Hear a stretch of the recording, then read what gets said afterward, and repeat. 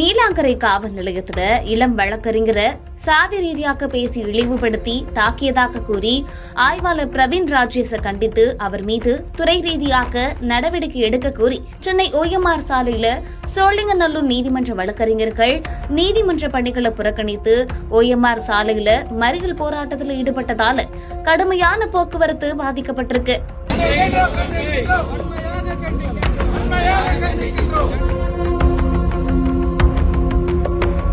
Chennai ECR சாலை வெட்டுவாங்கேணி பகுதியை சேர்ந்த பார்த்தசாரதி அப்படிங்கிற வழக்கறிஞர் இரவு 10 மணி அளவுல தனது கட்சிக்காரர் தொடர்பான வழக்கு சம்பந்தமாக நீலாங்கரை காவல் நிலையம் சென்றிருக்காரு.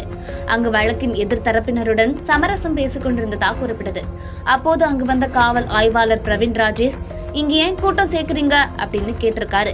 அதற்கு எதிர்த்தரப்பினர் வழக்கறிஞர் தங்களுக்குள் சமரசம் பேசி வருவதா சொல்லியிருக்காங்க.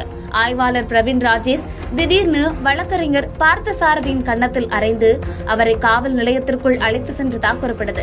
அங்கு பார்த்தசாரதி தான் வழக்கறிஞர் என்று கூறி அடையாள அட்டையை காண்பித்ததும் ஆய்வாளர் அவரை மீண்டும் இருமுறை கன்னத்தில் அறைந்ததோடு சாதி ரீதியாக இழிவுபடுத்தி பேசியதாகவும் வழக்கறிஞர் தரப்புல குற்றம் சாட்டப்பட்டிருக்கு. இதனால வழக்கறிஞர் பார்த்தசாரதிக்கு கழுத்தில் பலமா காயம் ஏற்பட்டிருக்கு.